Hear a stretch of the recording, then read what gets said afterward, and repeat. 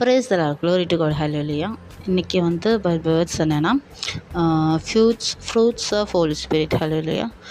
Thank you Jesus. அதாவது இந்த வேர்ல்டுக்கு நம்ம இம்பார்ட்டன்ஸ் கொடுக்கக்கூடாது.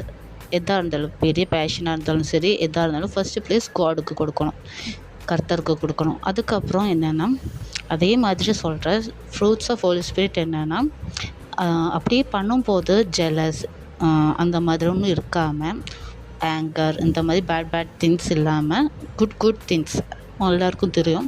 கைண்ட்னஸாக இருக்கணும், ஒரு ஹெல்ப் பண்ணணும். அதே மாதிரி ஜெலஸ் இருக்கக்கூடாது. நம்ம ஃப்ரெண்ட்ஸுக்கு ஏதாச்சும் நல்லது நடக்கும்போது ஜெலஸ் இருக்கக்கூடாது. அப்புறம் எவ்வளோ பெரிய எனிமியாக இருந்தாலும் பேசணும். சேராத எனிமீஸ் கிட்டையெல்லாம் ப்ரே பண்ணணும் அவங்களுக்கு, அவ்வளோதான். Praise the Lord, glory to God. So fruits of Holy Spirit, be happiness, joy, everything. ஜாயாக இருக்கணும். ஹார்ட் ஜாயாக இருக்கணும்னா நம்ம வந்து பேசணும், யாராக இருந்தாலும், யார்கிட்டயா இருந்தாலும்.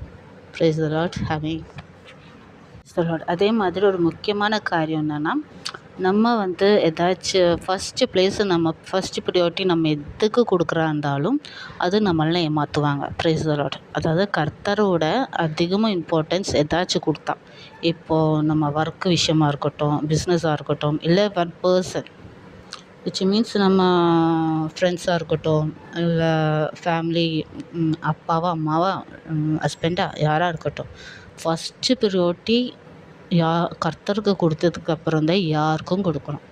இல்லைன்னா இவங்கக்கிட்ட வந்து நமக்கு ரொம்ப ஹர்ட் ஆகும். Price the Lord. பர்சனாக இருந்தாலும் சரி, பிஸ்னஸாக இருந்தாலும் சரி, எதில் அதிக இம்பார்ட்டன்ஸ் நீங்கள் கொடுக்குறாங்களோ அது நம்மளை ரொம்ப ஹாப்பினஸ் இல்லாமல் ஆக்கிடும். So be careful. Praise the Lord. ஆமாம்.